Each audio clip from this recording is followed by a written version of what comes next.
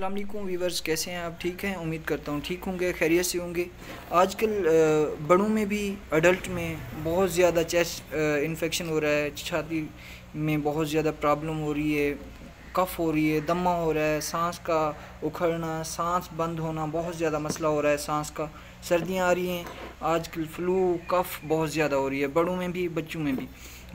छोटे बच्चों के लिए मैंने वीडियो बनाई है, और बड़ों के लिए जो है ना, जिसमें चेस्ट इन्फेक्शन हो, खांसी बहुत ज़्यादा हो रही हो, खुश्क खांसी हो रही हो, उसके लिए जो है ना C-फाइल ESF सिरप है, ये बेस्ट सिरप है।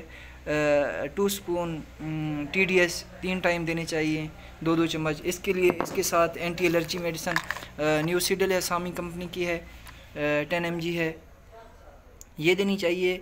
BD 1 tablet, 1 tablet BD 1 tablet सुबह 1 शाम को। उसके साथ एंटीबायोटिक है, रेथमो टेबलेट है, रेथमो है, ये 500 mg में भी आती है, 250 mg में भी आती है। ये 1 टेबलेट BD देनी चाहिए, 1 टेबलेट सुबह 1 शाम को देनी चाहिए, और साथ में न्यूसिडल एंटी एलर्जी देनी चाहिए। इसके साथ जो है ना कफ सिरप जो है ना, ये C-फाइल ESF TDS 2 टीस्पून देनी चाहिए।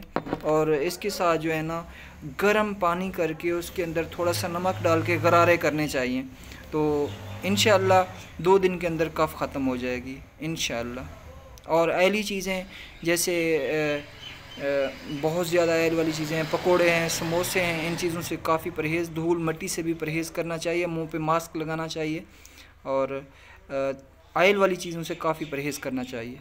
वस्सलाम।